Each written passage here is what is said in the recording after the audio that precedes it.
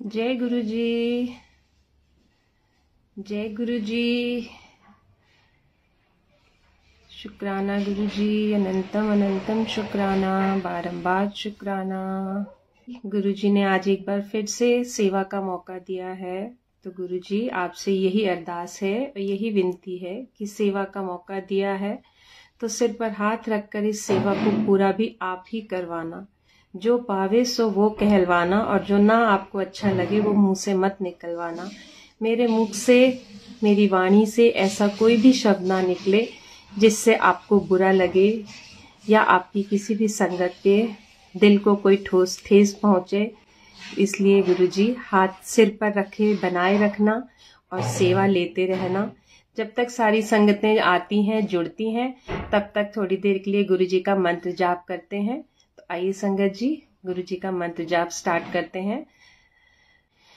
ओम नमः शिवाय। शिव जी सदा सहाय। ओम नमः शिवाय। गुरु जी सदा सहाय। जय गुरु जी। शुक्राना गुरु जी, अनंतम अनंतम शुक्राना। गुरु जी आपको आज लोहड़ी का त्योहार बहुत बहुत मुबारक हो, और आई सारी साथ संगत जी को भी मेरी नमस्ते। जय गुरु जी। और आप सबको भी लोहड़ी के इस पावन पर्व की, इस त्योहार की बहुत बहुत बधाइयाँ, बहुत बहुत मुबारक हो। गुरु जी आपसे यही अरदास है और यही विनती है कि जिस तरह आज इस लोहड़ी के पर्व में जो भी अग्नि प्रज्वलित होती है, इस अग्नि में इस धरती पर जितनी भी बीमारियां हैं वो सब जलकर स्वाहा हो जाएं। सबके मनों में, आपस में अगर किसी के मन में कोई भी वैर द्वेष भाव की भावना है, वो सब भी जलकर खाक हो जाएं। और इस धरती से जितनी भी बुराइयां, जितने भी विकार इस धरती पे और हमारे दिलों में पनप रहे हैं, वो सब आज की इस पावन अग्नि में जलकर स्वाहा हो जाएं, और हम अपने आप को इस तरह से बना सकें, अपने भांडे को इस तरह साफ कर सकें गुरुजी कि आपको उसमें बिठा सकें, आपकी सेवा, आपकी पूजा कर सकें। क्योंकि हमारा भांडा, हमारे मन, हमारा शरीर, हर चीज इतने अवगुणों, इतनी बुराइयों, इतने विकारों से भरे होते हैं कि हम वहां पे गुरुजी को बिठाना तो क्या हम सोच भी नहीं सकते। क्यों? क्योंकि हमारे गुरुजी तो इतने महान और इतने पावन और इतने पवित्र हैं कि उनको हम अपने गंदे दिल के, जो हमारे दिल में इतने विकार भरे होते हैं, हम उन्हें वहां बिठाने की सोच भी नहीं सकते। तो गुरुजी हमारे मन से, हमारे इस शरीर रूपी भांडे से हर तरह के विकारों को, बुरे विकारों को दूर करिएगा और अपने हमारे दिल में अपना स्थान बनाइए, ताकि हम अपने दिल में आपको बिठा के आपकी पूजा कर सकें। आप हर समय हमारे साथ रहें, हमारे अंग संग रहें। और इसी विनती के साथ, इसी अरदास के साथ अपना सत्संग शुरू करती हूँ। जय गुरु जी। शुक्राना गुरु जी। आज जब कल मेरे को गुरु जी का मैसेज आया कि आज आपने सत्संग की सेवा देनी है, तो कुछ समझ नहीं आ रहा था कि आज क्या सत्संग करना है। तो फिर यही सोचा कि मैं कौन होती हूँ सोचने वाली, कि जो गुरुजी बैठे हैं, जिन्होंने सेवा दी है, और उन्होंने जो सत्संग, किसी संगत को कुछ मैसेज देना होगा तो वो खुद ही याद दिलवाएंगे, वो खुद ही करवाएंगे। चाहे वो सत्संग के थ्रू करवाएंगे, चाहे वो किसी भी भजन के माध्यम से करवाएंगे, तो वो गुरुजी ही है करवाने वाले। तो मैंने इसलिए ज्यादा अपना दिमाग नहीं चलाया और मैं आपकी सेवा में हाजिर हो गई हूँ। तो संगत जी, अब जो बुलवाएंगे गुरुजी, मैं वो आपके सामने रखूंगी और अपना वो सत्संग भी आपके साथ शेयर करूंगी जो गुरुजी याद दिलवाएंगे। तो आज अभी एक छोटा सा सत्संग मैं आज का ही अपना शेयर करती हूँ कि आज सुबह से मन में बहुत से विचार आ रहे थे कि हम गुरुजी की वाणी में भी सुनते हैं, गुरुजी भी हमेशा यही कहते थे, निंदा और चुगली से दूर रहो। और हमारी शब्द बाणी में, गुरबाणी में भी यही कहा जाता है कि निंदा एक ऐसा दोष है, ऐसा विकार है। कहते हैं कि इस धरती पर भगवान हर गुनाह को माफ कर सकता है हमारे, लेकिन जो निंदक लोग हैं और जो निंदा का गुनाह है, उस गुनाह की माफी भगवान के पास भी नहीं होती है। हमारे गुरु महाराज, हमारे सच्चे पातशाह, हमारे जगत पिता, किसी के पास भी इस गुनाह की कोई हमारे लिए माफी है ही नहीं। तो इसलिए हमें इस निंदा से हमेशा बच के रहना चाहिए। तो आज संगत जी सुबह से मन में बहुत से क्वेश्चंस आ रहे थे और गुरु जी से कह रही थी, गुरु जी प्लीज प्लीज, मैं इतना, मेरी ना तो दिमाग है, ना ही मैं सच में कहूं, ना मेरा इतना दिमाग है कि मैं आपके मैसेज को समझ सकूं। तो प्लीज गुरु जी आज आप मुझे टेलीपैथी से ही प्लीज मुझे आपकी आवाज में अपने सवालों के जवाब चाहिए कि हम किस तरह से निंदा से बच सकते हैं। अब हम सब जिस तरह से फैमिलीज में रहते हैं, तो बहुत बार अक्सर हमारे साथ ये सब होता है, सभी के साथ होता है कि घर में कभी किसी के साथ हमारी कुछ बात हो गई, कुछ कहा सुनी हो गई, तो मन में उनके लिए होता है, तो हम घर में किसी ना किसी के साथ वो शेयर करते हैं। तो क्या गुरुजी किसी के साथ शेयर करना भी निंदा है? तो मन में यही सब क्वेश्चंस चल रहे थे। तो आज गुरुजी से जब बात हो रही थी, तो बस ये बोल के गुरुजी से उसके बाद में अपना काम में लग गई। तो रोज गुरुजी शब्द बाणी सुनाते रहते हैं, कुछ ना कुछ लगवा के। तो एक आदत बनाई हुई है कि रिंकू वीर जी का जो सुबह चलता है अमृत वेला में सत्संग, उस समय वो नहीं दूसरा किसी, वो जिस भी सेवा जिस तरह से भी गुरुजी लेते हैं, तो वो सेवा जो मैं उनका सत्संग होता है वो मैं बाद में चला लेती हूँ दिन में। तो आज जब मैं वो चला रखा था, तो उसमें गुरुजी ने उनका जो आज का टॉपिक था, वो प्रकरण था, वो निंदा पर ही था। तो समझ आ गई कि गुरुजी आपने मुझे जवाब दे रहे हैं। तो उसमें वो वही समझा रहे थे संगत जी आज बार बार कि निंदा एक ऐसी चीज है कि जिसकी वजह से, निंदा कहते हैं बहुत अलग अलग तरह से होती है। एक निंदा वो होती है जो किसी के बुरे कर्मों की जाए, और एक निंदा वो होती है कि किसी ने वो काम किया भी नहीं है और उसके बारे में निंदा की जाए। तो ऐसी निंदा अगर हम किसी की करते हैं या कोई हमारी करता है, तो हमारे सारे दोष वो उन पर लगते हैं।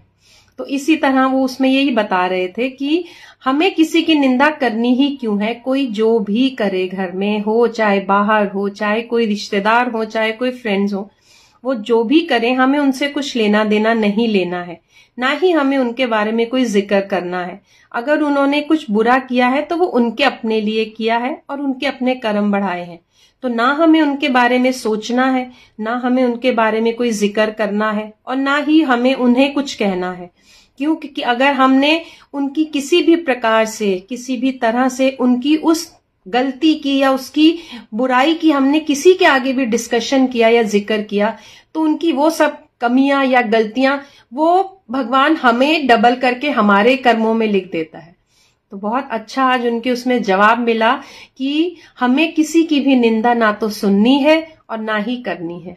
तो संगत जी, शायद मुझे गुरुजी ने आज जो ये मैसेज दिलवाया और मैं आप सबके साथ भी शेयर कर रही हूं, तो हो सकता है आप सब संगतों के ही मन में, किसी ना किसी संगत के मन में आज ये सवाल हो गुरुजी से, जिसका गुरुजी मुझे ये जवाब मेरे द्वारा आपको दिलवा रहे हैं। जय गुरुजी, शुक्राना गुरुजी, अनंतम अनंतम शुक्राना, बारंबार शुक्राना। किसी ने सही कहा है संगत जी, हमारे गुरुजी का भी यही कहना था कि हम अगर बड़े मंदिर के एक बार दर्शन कर आए, अगर हम एक बार बड़े मंदिर की धरती पर पहुंच जाते हैं, तो हमारे पता नहीं कितने ही तीर्थ की जो यात्रा है वो वहां जाने से संपूर्ण हो जाती है। तो हे गुरुदेव, हमारे सारे तीर्थ धाम आपके चरणों में है, तो इसलिए गुरुजी हमें अपने चरणों में आसरा दीजिए और अपने चरणों में ही बिठा के रखिए, और अपनी सेवा का मौका इसी तरह अपनी सारी संगतों को देते रहना। जय गुरुजी, शुक्राना गुरुजी। संगत जी, आज मैं एक छोटा सा सत्संग शेयर करती हूँ कि किस तरह से जब हमें गुरुजी भी यही समझाते हैं, और पल पल गुरुजी की सारी संगतों के सत्संग में यही सुनने को मिलता है कि हम जब अपनी जीवन की पूरी बागडोर गुरुजी के हाथों में सौंप देते हैं, तो गुरुजी किस तरह हमारा कल्याण करते हैं और हमें हर मुसीबत से, हर मुश्किल से कठिन मुश्किल से भी कैसे बाहर निकाल लेते हैं। ये एक बार की बात है, अभी ये शायद पीछे सितंबर की बात है। एक गुरु संगत आंटी थी, उनके घर में गुरुजी ने सत्संग रखवाया हुआ था। और उन दिनों बहुत बहुत तेज बरसात हो रही थी, मतलब 5-6 दिन का फोरकास्ट हो रखा था कि बहुत हैवी रेन होनी है, बहुत हैवी रेन। और खैर उन्होंने वो जो डेट अपनी डिसाइड की तो गुरुजी ने वो भी उनको शायद 2 महीने पहले से ही करवा दी थी। बट उन दिनों में इतनी तेज बारिश थी कि मतलब एक मोमेंट ऐसा आ गया कि 7 तारीख को जब उनके घर सत्संग था या जिस भी डेट पे सत्संग था, उस दिन भी बहुत हैवी रेन का फोरकास्ट हो रखा था यहाँ देहरादून में। और 2 दिन से हो भी बहुत बहुत भयंकर बारिश यहाँ रही थी। तो उस दिन भी जब पता चला कि उनका इनवाइट आया था कि गुरुजी का सत्संग है, तो बस मन में यही चल रहा था। जब भी गुरुजी के पास बैठते थे, गुरुजी से यही अरदास करते थे कि गुरुजी बस उनका सत्संग किसी तरह से पूरा करवा देना निर्विघ्न, उसके बाद भले ही जितनी भी बारिश हो। तो उस समय भी बहुत बहुत बारिश हो रही थी। और उन दिनों गुरबाणी में संगत जी बार बार गुरुजी भी कहते थे जपजी साहब का पाठ, सुखमनी साहब का पाठ करने के लिए। और गुरबाणी में भी उन दिनों यही सत्संग में रोज सुनने को आ रहा था कि अगर हम गुरु को कहते हैं कि जिस तरह से अगर हमें गुरु जी से या भगवान से कोई भी अपनी इच्छा या अपनी विश पूरी करवानी होती है, तो हम क्या करते हैं कि भगवान, हे गुरु जी आप हमारा ये काम कर दो, हम ये काम करेंगे, हम आपको इतना प्रसाद चढ़ाएंगे, हम मंदिर गुरुद्वारों में जाके यही अरदास करते हैं। तो गुरबाणी में हमें जो सुनने को मिलता है वो उन दिनों मैंने एक ये सुना था प्रकरण कि हम जब गुरु से या हमें अपने भगवान से कुछ भी चीज मांगनी होती है तो हमें उन्हें काम होने के बाद नहीं देनी, हमें उनसे पहले करनी होती है कि हे भगवान, हे गुरु चरण, हम आपके चरणों में अपना ये भेंट रखते हैं, प्लीज कृपया हमारा ये काम जो है निर्विघ्न पूर्ण करवा देना। और हम अपनी ये भेंट आपके चरणों में रखते हैं। तो वो जब उन दिनों वो सुनने में आ रहा था, तो उससे जिस दिन आंटी के घर में सत्संग था, तो उससे एक दिन पहले सुबह अमृत वेला में गुरुजी सेवा ले रहे थे, अपने पास बिठाया हुआ था। तो सुबह भी उस समय बहुत पूरी रात से ही बारिश बहुत तेज हो रही थी।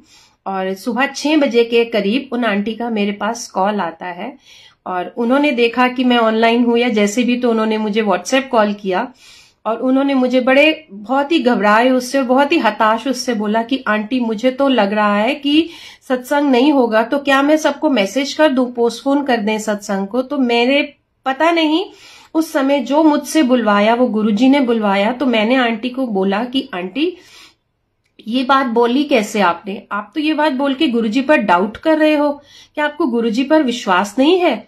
जब गुरुजी ने अपना सत्संग रखवाया है, उन्होंने आपको ये डेट दी है, सब कुछ दी है, तो आज आप कौन होते हैं ये डेट चेंज करने वाले?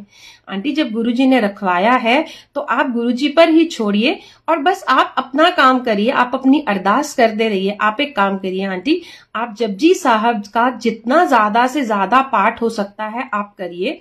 और मैंने उनको बोला कि आंटी मैं भी करूंगी, और भी जितनी संगतें आपके कांटेक्ट में हैं आप उन सबको बोलिए कि सब जपजी साहब जी का पाठ करें और गुरुजी के आगे बस यही अरदास लगाएं कि गुरुजी आप बस किसी तरह से एक दिन के लिए या उस कुछ घंटों के लिए बारिश को रोक दीजिएगा, जिससे कि संगतों को आने में कोई दिक्कत ना हो। और उन आंटी के भाव इतने अच्छे थे आंटी संगत जी की उनको ये चिंता नहीं थी कि मैं इंतजाम कैसे करूंगी, उन्हें सिर्फ और सिर्फ चिंता ये थी कि उन्होंने अपने जहां पे सत्संग था वहां उन्होंने बहुत अच्छे से सारा अरेंजमेंट, सारे वाटरप्रूफ टेंट्स वगैरह सब लगवा रखे थे।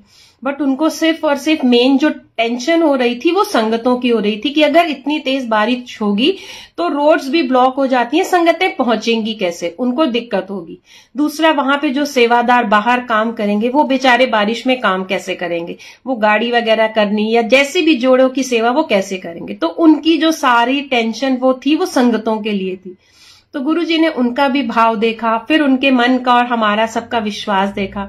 तो उस दिन गुरुजी ने हम सबकी अरदास सुनी, उन्होंने भी अपने जितने ज्यादा उनसे हो सके होंगे उन्होंने जपजी साहब के पाठ की सेवा की, इधर से मुझसे भी गुरुजी ने सेवा ली।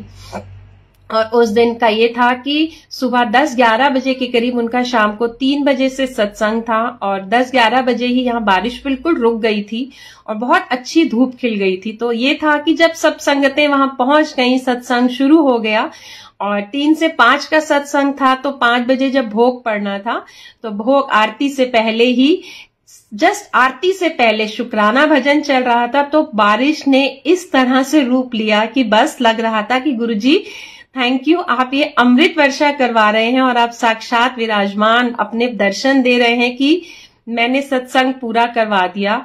और गुरुजी अब हम सब संगतें यहाँ बैठी हैं और मिलकर आपका गुणगान कर रहे हैं, तो अब जितनी वर्षा होनी है होने दो, क्योंकि इस वर्षा में तो हम सब भाव विभोर होके गुरुजी आपका गुणगान कर रहे हैं।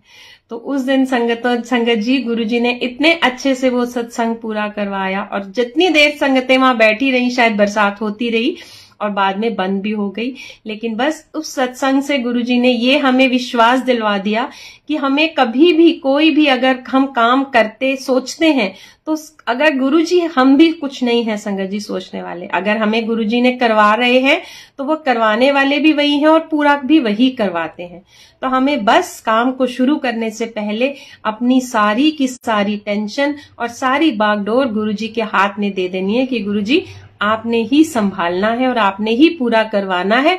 हम सिर्फ आपके कठपुतली मात्र हैं, आपके सेवादार हैं, आप जो सेवा लेंगे हम करेंगे। और देखिए संगत जी गुरुजी किस तरह से हमारे सत्संग सारे काम ऐसे पूर्ण करवाएंगे कि हम सोच भी नहीं सकते। और इसी से जुड़ा एक सत्संग मैं शेयर करती हूँ कि ये भाव, ये विश्वास मेरा कैसे मतलब इतना स्ट्रांग ये विश्वास मेरा हुआ, ये हुआ उस सत्संग से एक हफ्ता पहले गुरुजी ने अपनी इस बेटी के घर पे सत्संग रखवाया था। तो उस सत्संग में संगत जी ये था कि गुरुजी ने सब संगतों को लंगर प्रसाद की सेवा दिलवाई थी। और जब सेवा दिलवाई तो वो भी सेवा दिलवाने वाले गुरुजी ही थे कि उन्होंने किस संगत को लंगर प्रसाद की क्या सेवा दिलवानी थी। अब जितने अप्रोक्सीमेटली आइडिया से संगत का आइडिया लिया था उस हिसाब से संगतों को सेवा दे दी गई थी। तो लंगर प्रसाद में गुरुजी ने कड़ी प्रसाद, रोटी प्रसाद, आलू प्रसाद और चटनी प्रसाद की सेवा थी। तो उस दिन कड़ी प्रसाद का जो प्रसाद आना था वो आंटी के घर से आना था एक, और वो आंटी गुरुजी की इतनी ब्लेस्ड संगत है कि मैंने सच बता रही हूँ संगत जी, गुरुजी को भी जानते हैं और मैं आज आपके साथ भी शेयर कर रही हूँ कि जब वो प्रसाद आया तो मेरे को लगा कि ये तो प्रसाद कम होगा और मैं मतलब एकदम से वो डर भी गई। तो मैंने आंटी को कॉल किया कि आंटी इतनी संगत आ सकती है तो क्या ये प्रसाद कम तो नहीं होगा। तो आंटी कहते नहीं आंटी आप टेंशन मत लीजिए, ये गुरुजी ने खुद अमृत वेला में प्रसाद बनवाया है तो आप चिंता मत करिए। लेकिन संगत जी मैं इतनी बेवकूफ थी कि मैंने गुरुजी पर भी डाउट किया और गुरुजी की उन संगत आंटी पर भी डाउट किया। और मैंने बस बेवकूफी में अपने सामने नेबर में एक आंटी हैं उनको बोल दिया कि आंटी आप एक काम करिए, आप थोड़ा सा कड़ी प्रसाद बना दीजिए ताकि कुछ कम ना हो। मैं भी अपनी तरफ से डरी हुई थी कि कम ना पड़ जाए, लेकिन बस यहाँ मेरी गलती थी कि मैं गुरुजी पर विश्वास नहीं रख पाई और मैंने वो प्रसाद आंटी ने बनवा लिया। और उसके बाद मुझे नहीं पता वो प्रसाद कब आया और कब वो प्रसाद उस कड़ी प्रसाद में मिक्स भी हो गया। एंड संगत जी इस चीज का, अपनी गलती का एहसास मुझे तब हुआ, उस पल हुआ जब उस सत्संग के बाद ऑलमोस्ट सारा प्रसाद जो भी था वो शाम को ही खत्म हो गया था। इवन सब संगतों में बंट गया था, लेकिन एक कड़ी प्रसाद का प्रसाद ऐसा बच गया था जो मुझे अगले दिन तक मैं बांट रही थी सबको, लेकिन वो खत्म नहीं हो रहा था। तो वो गुरुजी ने एहसास दिलवा दिया मुझे कि जब मैंने उतना बनवाया था तो तुझे अपना दिमाग लगाने की जरूरत नहीं थी। और उस दिन से वो विश्वास मेरा जो ऐसा पक्का हुआ कि अब इस कदर, उसी सत्संग के बाद मैंने उन आंटी को भी वो विश्वास दिलाया कि आंटी हमें गुरुजी पर डाउट करना ही नहीं है कि गुरुजी बारिश नहीं रोकेंगे, मैं डेट पोस्टपोन कर दूं या कुछ, कि आंटी आप गुरुजी पर छोड़ दीजिए। तो जब हम गुरुजी पर छोड़ देते हैं तो फिर गुरुजी खुद सब कुछ संभालते हैं। तो बस जिस तरह से गुरुजी आपने मेरा विश्वास पक्का करवाया उसी तरह अपनी सारी संगतों का विश्वास पक्का करवाएं ताकि हम सब संगतें अपने जीवन की बागडोर आपको सौंप सकें और पूरी तरह से अपना सरेंडर आपके चरणों में कर सकें कि गुरुजी अब हमारी जीवन की बागडोर आपके हाथ में है। आपको जैसे इसे चलाना है चलाएं, जैसे इसे नचाना है नचाएं। जय गुरुजी, जय गुरुजी, जय जय गुरुजी, शुक्राना शुक्राना शुक्राना गुरुजी। अनंतम शुक्राना। और मेरी ये अरदास, ये हाजिरी अपने चरणों में कबूल करना गुरुजी, कि हम सिर्फ और सिर्फ आपके हाथों के खिलौने हैं। इसे आपने जैसे नचाना हो नचा लेना गुरुजी। आपने चाहे काटना हो, चाहे अंबर उड़ाना हो, ये आपकी मर्जी है। अब हमारे जीवन की बागडोर आपके हवाले है गुरुजी।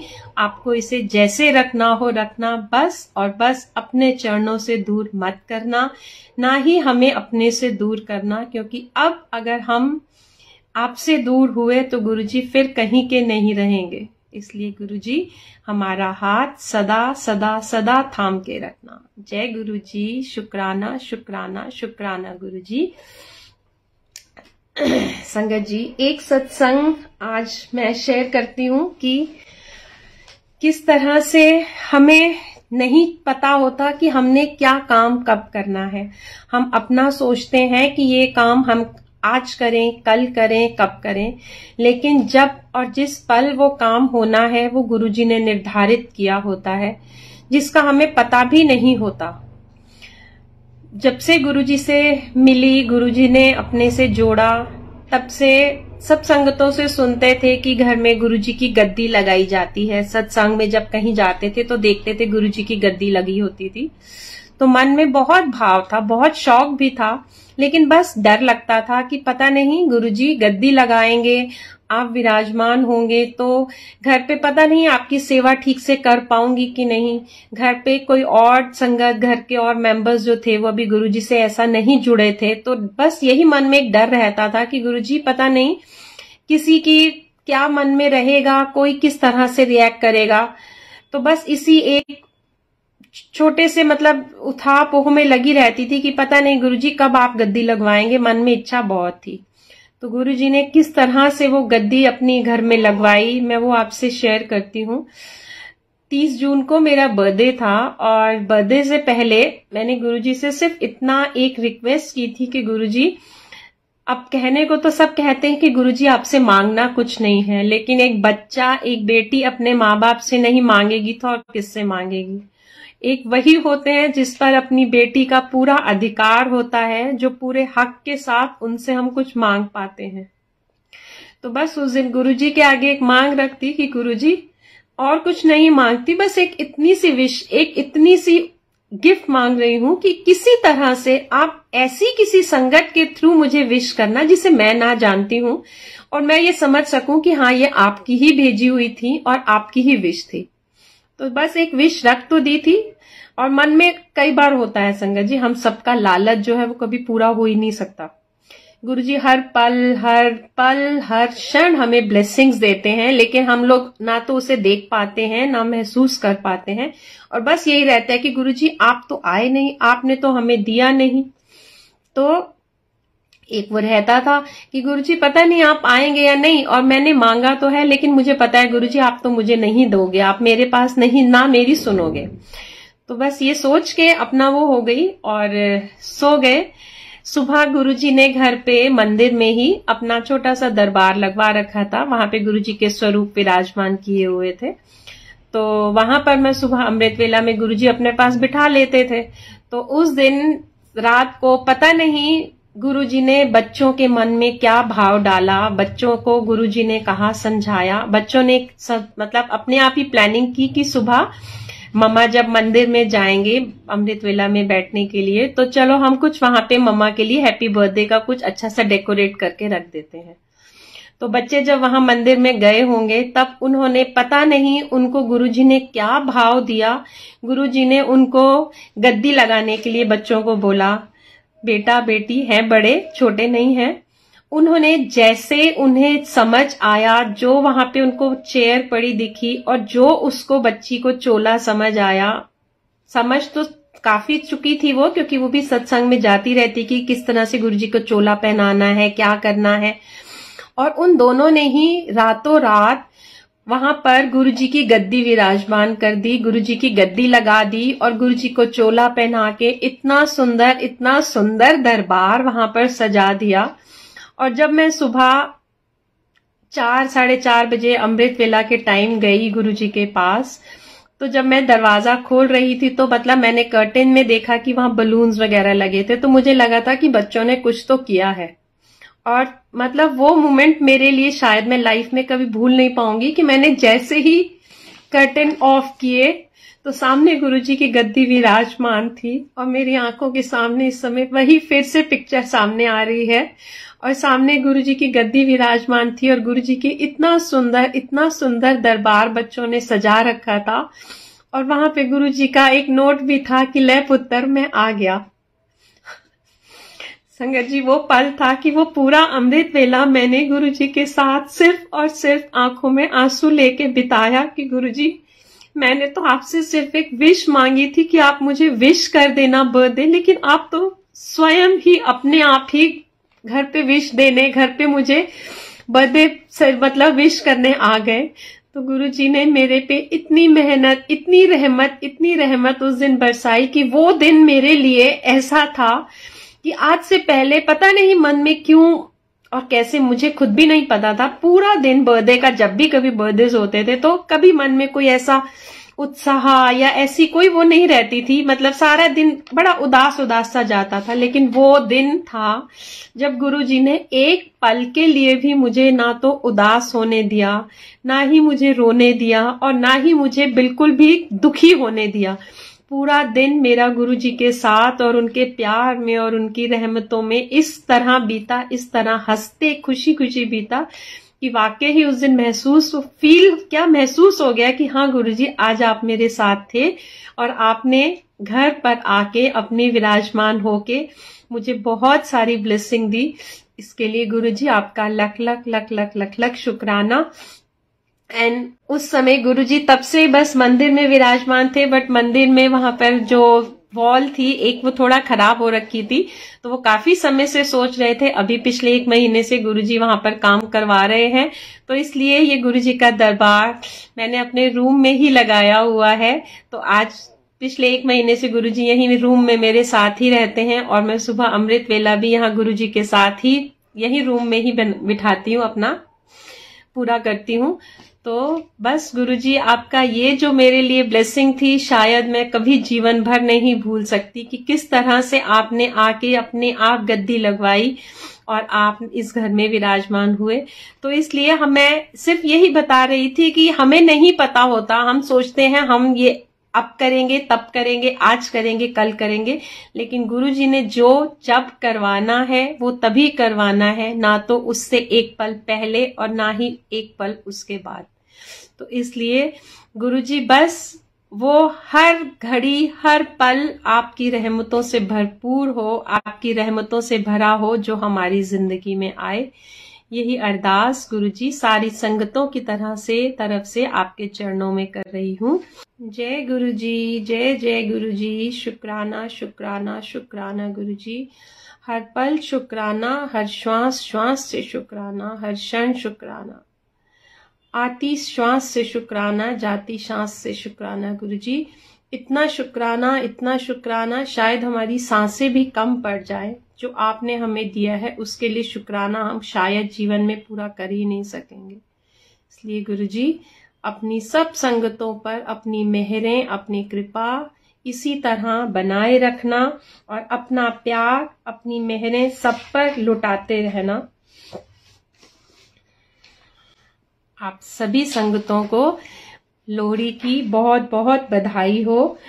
जय गुरुजी। शुक्राना शुक्राना शुक्राना, अनंतम अनंतम शुक्राना, बारंबार शुक्राना, कोटान कोट शुक्राना। गुरुजी की आई सारी संगत जी, आप सबका भी अनंतम शुक्राना जिन्होंने अपना कीमती समय देके मुझे सुना, इस सत्संग को सुना। शायद ये सत्संग करवाने वाले भी गुरुजी थे संगत जी। इस सत्संग के माध्यम से किसी संगतों को उम्मीद करती हूँ गुरुजी सवालों का जवाब दे पाए हो, और अगर मेरी वाणी से कुछ भी कोई भी अपशब्द निकले हो जिससे किसी संगत का दिल दुखा हो या गुरुजी आपको बुरा लगा हो तो भूल चूक की माफी संगत जी, भूल चूक माफ गुरुजी। जय गुरुजी। शुक्राना गुरुजी। इसी तरह सेवा में लगाए रखना और अपनी सेवा देते रहना और आप सब संगतों से मिलाते रहना। जय गुरुजी। शुक्राना शुक्राना शुक्राना गुरुजी।